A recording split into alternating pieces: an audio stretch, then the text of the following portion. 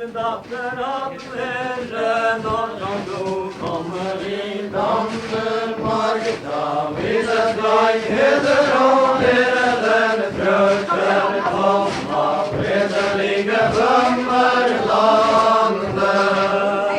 Idag som du kommer i Danmark, Davides glöjheder och Herren odladrike skatt og verbønderne skriver så alle de døgnsaker den frøken kom av fredelige bømmer landet.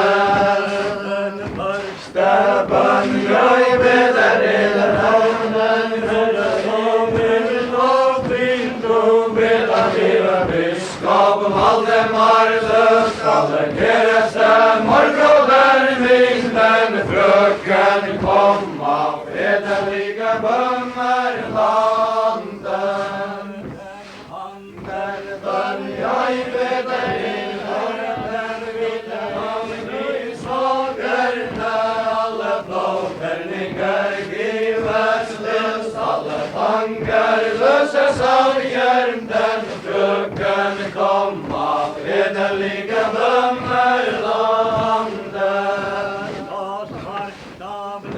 Den grønne jord med silke sovit over fred som lev om unge frøken Dagmar. Hun blev til stranden liten frøken kom av fredelige bømmer landet.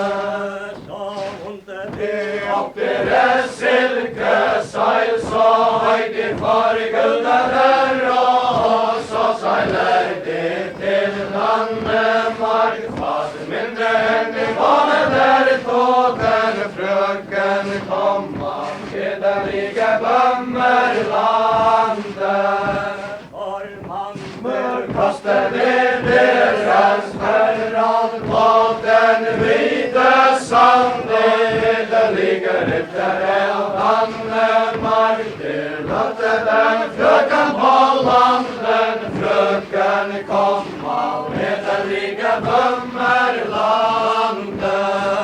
Ikens av lev den grønne jord med silke sovit over fred som lev hun unge frøken Dagmar. Hun lev til Røros lev den frøken kom av fredelige bømmer landet. Om morgenen allføren det var dag oppstått unge frøken Dagmar. Hun krever sin morgengave den frøken kom av fredelige bømmer landet. Den første bønn jeg beder eder om den fredeste Herre min give min biskop Valdemar løst alle kereste morbrødder min den frøken kom av fredelige bømmer landet. Den bønn jeg beder eder om videre i mig sorgerne alle blåferninger gives løs alle fanger løses av hjerten frøken kom av fredelige bømmer landet. Den første bønn i meg om den kunne i folde vel fallen kommer han biskopen av Fornedrot. Han gjør der enke i orden frøken kom av fredelige bømmer landet. Den andre bønn jeg beder oss til deg tie frøken Dagmar så kver kommer han biskopen av Fornedrot. Han gjør der enke i orden frøken kom av fredelige bømmer landet. Kongen av Sedehoven satte den for kongen på vår. Hva skal jeg i Landemark gjøre? Min morke vides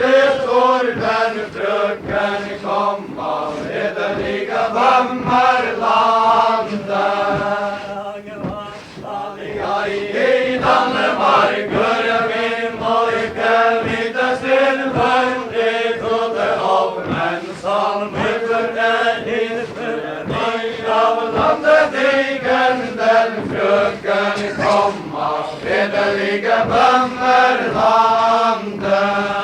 I tale til Herres anker, og så han unge junker Knut, at det skulle fare til Årringsborg, kan løse det fanger ut den frøken komma, fredelige bømmerlandet. Biskopen kom av tårnet, da kunne han ikke gange her, haver jeg lykke på det 12.